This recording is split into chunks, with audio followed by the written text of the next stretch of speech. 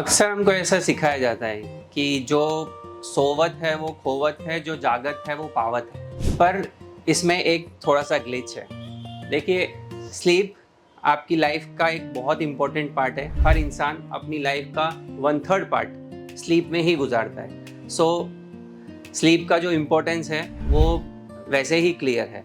But अगर हम उसकी इन डेप्थ में बात करें कि स्लीप का हमारे शरीर पे या बचपन से लेके एक बुढ़ापे तक में स्लीप का क्या रोल है, तो उसके बारे में हम बात करते हैं कि स्लीप एक फाउंडेशनल नीड है या एक फंक्शनल मेडिसिन है। जैसे अगर हम बच्चों में बात करें तो बच्चों में जो स्लीप का फंक्शन है वो ग्रोथ को प्रमोट करना है। इसीलिए नॉर्मली बच्चे 16 से 18 घंटे सोते हैं, क्योंकि वो उनकी बेसिक नीड है। जितना वो सोएंगे उतना ही उनकी ग्रोथ और उनका जो डेवलपमेंट अच्छे से होगा।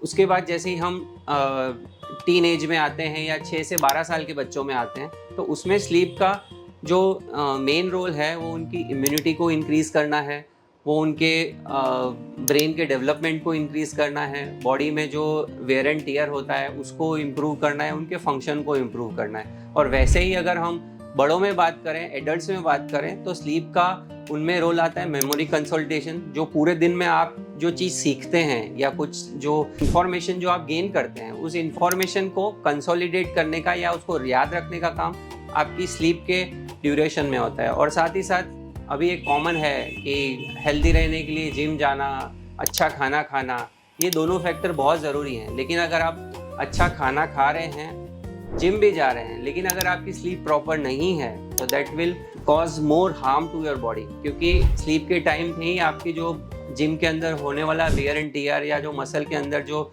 ब्रेकेज होता है वो स्लीप के ड्यूरेशन में ही आपका रिपेयर होता है।